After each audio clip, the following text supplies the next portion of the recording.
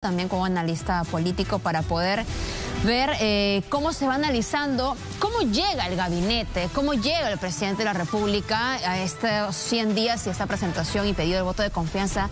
Damos la bienvenida a Fernando Tuesta. Ahora mismo él es politólogo y está ya con nosotros conectado. Señor Tuesta, bienvenido. ¿Qué tal? ¿Cómo está, Fátima?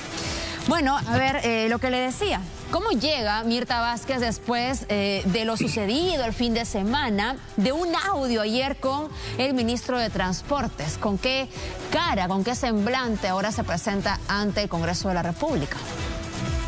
Supongo que preocupada, porque bien lo has dicho, salen de un problema y empieza otro.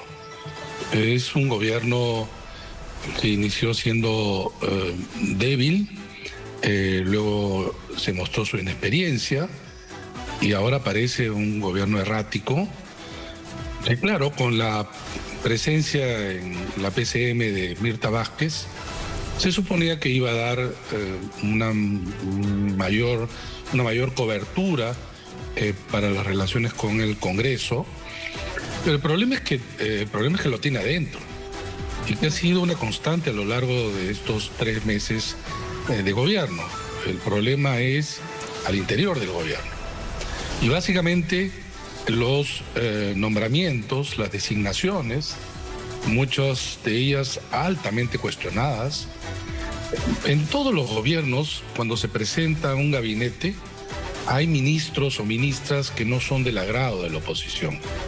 Pero en este caso hay, repito, una serie de constantes en personas que son muy cuestionables. Y a eso se le suma el desempeño o declaraciones de ministros como el ministro de Transportes, que ya es de conocimiento público. Lo terrible de todo esto es que un gobierno que se denomina de izquierda, un gobierno que pretende pues hacer revoluciones donde no se puede, donde trata de impulsar reformas donde en realidad no se ve, termina siendo un gobierno antirreformista, porque está en contra de la reforma política, está en contra de la reforma de transporte, está en contra de la reforma magisterial, es decir, contra todo el discurso están los hechos. Pero claro, esto no es propio solamente del gobierno, sino también de los políticos en general y el Congreso en particular.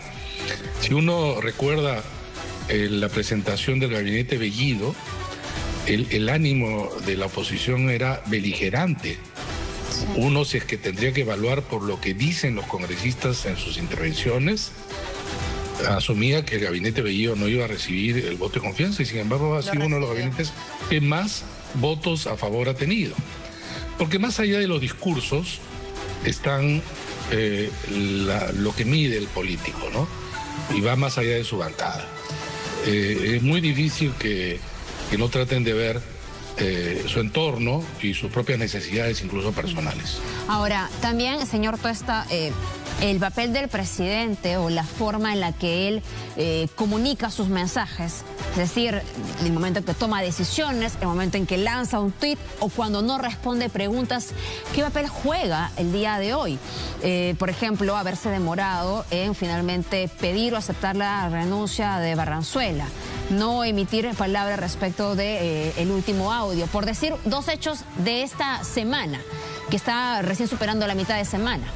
¿Cómo esto puede impactar en la definición del voto de confianza hoy? Yo creo que separaría las cosas. Esto no sorprende al presidente Pedro Castillo. El presidente Pedro Castillo es una persona que todavía no conocemos del todo, pero si hay algo que se conoce, es una persona dubitativa, no es firme. El silencio es propio de quienes no solamente no comunican, sino quizá sus propios actos pueden ser controversiales. De hecho, yo no estoy tan seguro que si es que no hubiera ocurrido el escándalo de la fiesta del exministro Barranzuela, él le hubiera solicitado el retiro del gabinete. Sí. En pocas palabras, hubiera estado hoy día probablemente también acompañando a Mirta Vázquez, sí, siendo un ministro que nunca debió ser ministro, por todo lo que ya sabemos. El presidente obviamente coopera y yo diría que es el principal factor y problema. Él finalmente es el presidente de la República, el más alto cargo, el que tiene más poder, y que sin embargo ha dejado en estos 3 meses o no ha logrado empoderarse del nivel y la investidura que exige. Y él es parte del problema.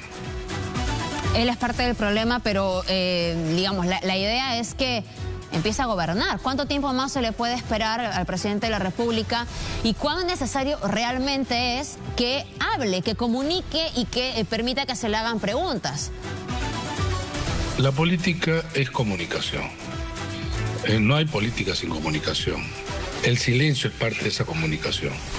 Y en ese sentido, el no presentarse a, digamos, aclarar situaciones va mal contra la administración de su propia figura política. Eso va en contra de él.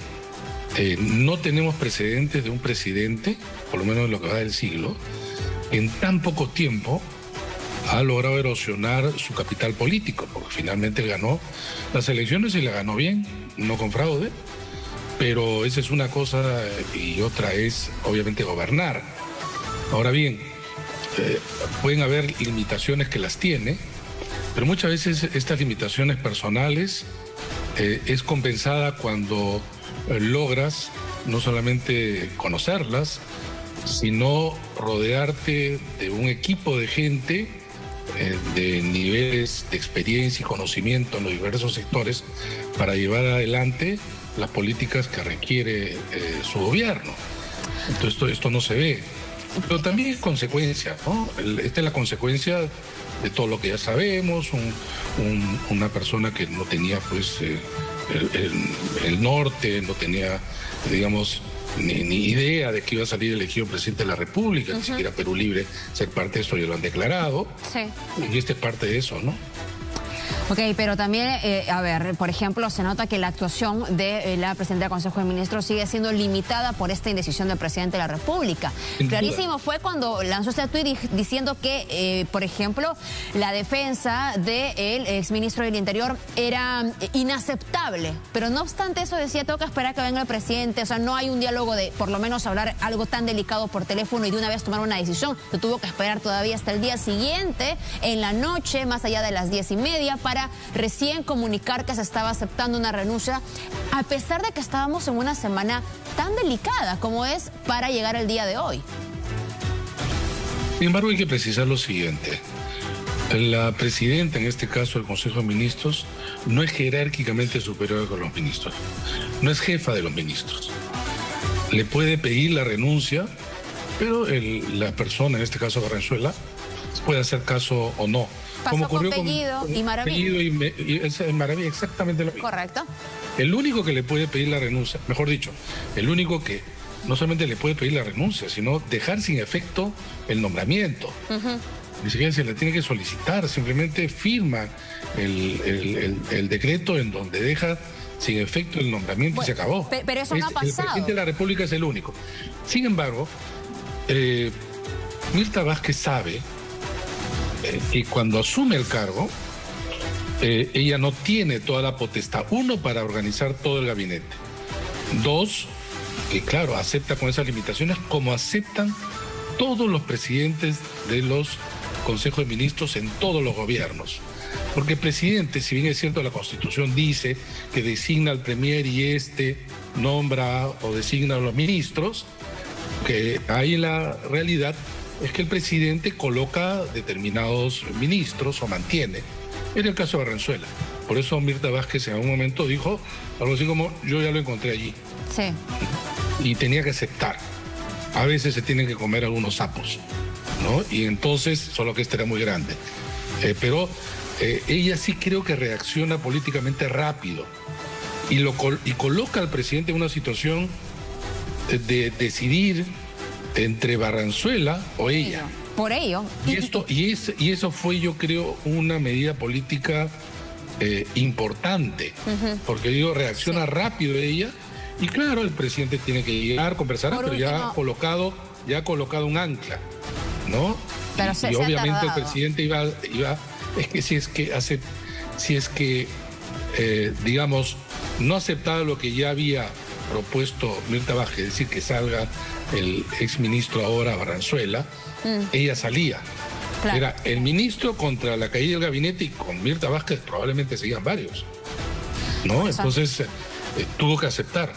Creo que el presidente ha aceptado sobre un tema que no hubiera querido que ocurra. No solamente por el escándalo. Sí, no solamente por el... Y además porque ya ese argumento de la vecina, ya llegada la noche, se hizo insostenible, cuando también teníamos imágenes de que ella estuvo haciendo otra cosa, menos poner el parlante en el balcón. Sí, señor Tuesta, le agradezco mucho por su tiempo. No, gracias a ti por la entrevista. Hasta otro momento. Vamos a continuar con más porque...